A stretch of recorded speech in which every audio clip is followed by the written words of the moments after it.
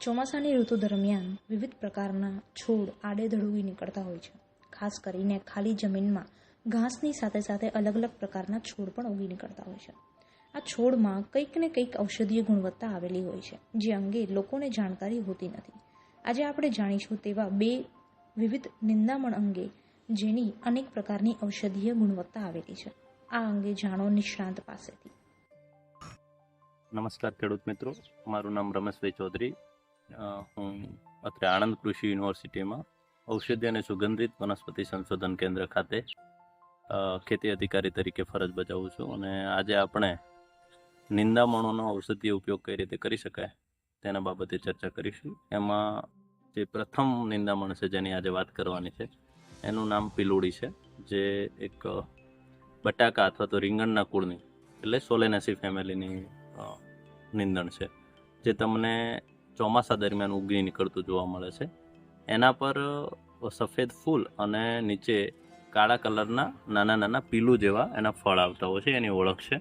હવે આ પિલુડીની વાત કરીએ તો એનો ઉપયોગ લીવરના રોગ, કિડનીના રોગો અને ક્યારેક મોઢામાં છાળા થતા હોય છે તો એ સમયે કરવામાં આવે છે. અને એનો ઉપયોગી ભાગ છે એ એના પાન છે, એટલે પાનનો ઉપયોગ ઔષધિઓમાં થતો હોય છે.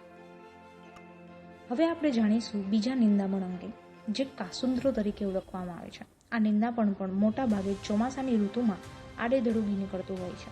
આ નિંદામણમાં પણ અનેક ઔષધીય ઉપયોગિતા આવેલી હોય છે, જે અંગે લોકોને જાણકારી નથી હોતી. આ નિંદામણ ખાસ કરીને સેઢાપાડા અને વનવગડામાં તથા ખેતરની પાળે યા તો ખેતરમાં જોવા મળતું હોય છે. આજે આપણે જાણીએ આ નિંદામણ અંગે નિષ્ણાંત પાસેથી. અન્ય એક નિંદામણ જોઈએ તો કાસુંદ્રો, કે જે આપણી કમર સુધીની હાઇટ અથવા છાતી સુધીની હાઇટ સુધી વધતો હોય છે, જે ચોમાસામાં ખાસ કરીને જોવા મળે છે, ખુલ્લી જમીનમાં ઉગી નીકળતો હોય છે. કાસુંદ્રોને શીંગો આવે છે અને આ શીંગોમાંથી જે બીજ નીકળે છે એ બીજનો ઉપયોગ શેકી અને એને પાવડર બનાવીને હર્બલ કોફી બનાવવા માટે થાય છે. આ કોફીને ઘણી જગ્યાએ નિગ્રો કોફી તરીકે પણ ઓળખવામાં આવે છે. આ નિગ્રો કોફી છે એ પીવાથી જેને કફ હોય છે, કફજન્ય રોગો, એમાં રાહત થતી હોય છે. વધુમાં એની જે શીંગો આવે છે, લીલી શીંગો, એને શેકી અને એનો ઉપયોગ કરવામાં આવે તો એ ખાંસી મટાડનાર ઔષધ તરીકે પણ કામ કરે છે.